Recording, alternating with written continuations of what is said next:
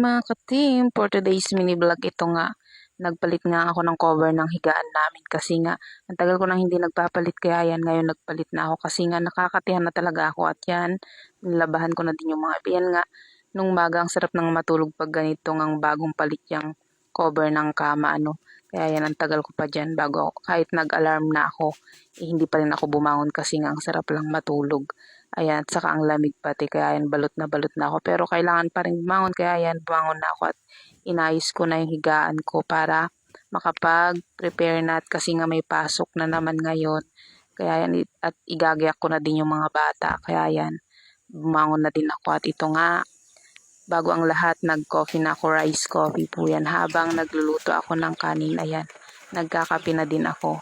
At yun nga, tinimplahan ko na din dyan yung si Shero kasi nga nauna siyang gumising at si ate niya hindi kasi nga masakit daw yung ulo baka nga hindi makapasok. Ito nga fast forward na nakapaggayak na kami ni Shero at si ate niya nga hindi nga naggayak kasi nga hindi papasok at masakit nga yung ulo. Ito lang po. Bye. Thank you for watching. See you in my next mini vlog.